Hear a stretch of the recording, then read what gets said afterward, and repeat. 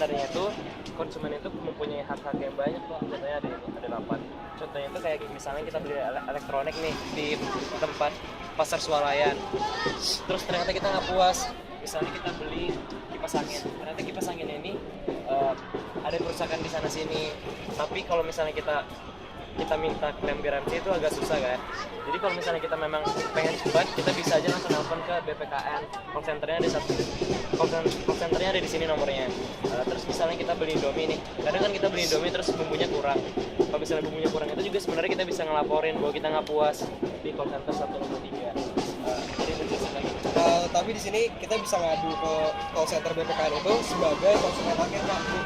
Jadi sebagai konsumen yang memang barang itu digunakan terakhir, tidak untuk dijual lagi. Itu bisa kita laporin kalau kita dirugiin.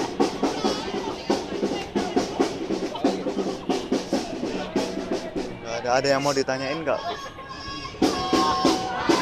Setelah menghubungi ini apa yang kita dapatkan? Nanti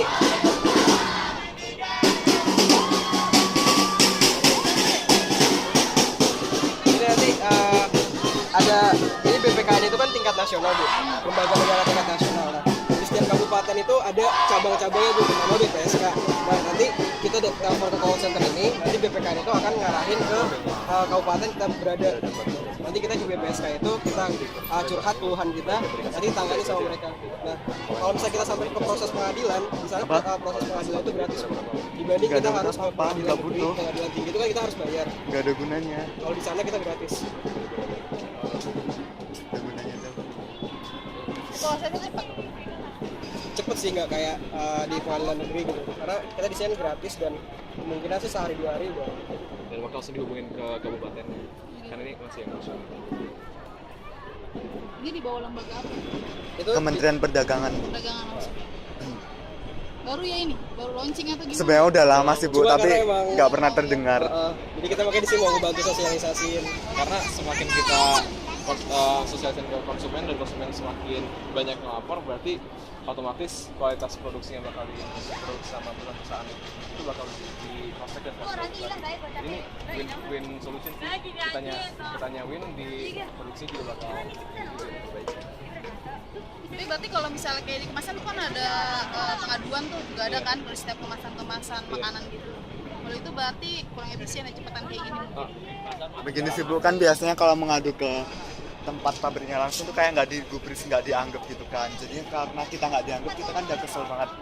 Kita bisa langsung lapor ke itu karena mungkin call centernya tidak menanggapi kita atau nggak melayani kita dengan baik. Soalnya saya juga pernah kan sekarang ada tuh pernah lihat nggak minuman yang teh gelas kan ada undian tuh. Oh iya. Undian itu kan ada tulisannya hadiah miliaran rupiah.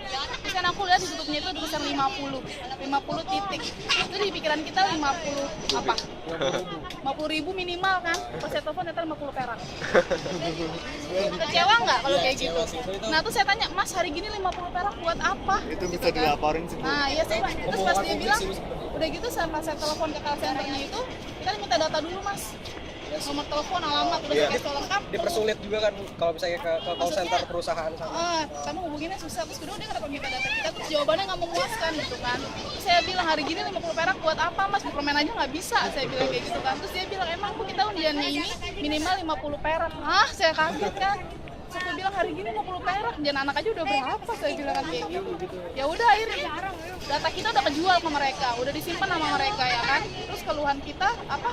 Kita nggak dapat apa-apa, malah cuma sakit hati doang. Hubungin kena pulsa ya kan. Kayak gitu udah kayak gitu. Itu bisa ngelaporin penipuan sih, Bu. Iya, tapi harusnya kalau 9 rupiah harusnya dikasih nominal dari sekian sampai sekian gitu kan. Misal dari 5 juta sampai 1 miliar misalnya, kita kan jadi tahu kan minimalnya kita dapat berapa gitu. Mungkin kalau 50 perak itu kayak Nah iya, sempat pikir aja di zaman sekarang gitu kan, gak logis banget ya kayak gitu sih. Saya pernah sih ngalamin itu beberapa bulan yang lalu. Nah itu contohnya bisa sih, Bu, itu contoh yang konkret kan yang bisa.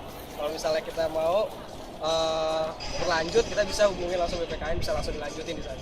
Jadi sih produk orang tua sih OT itu. Jadi kelamaan orang bikin podcast. Saya hubungin dari kantor udah sibuk banget itu udah. Kita penasaran gitu kan dapat apa gitu kan, berharapnya 50 juta kan lumayan, ya udahlah gitu. Gitu aja sih Mas. Makasih ya. Sama-sama.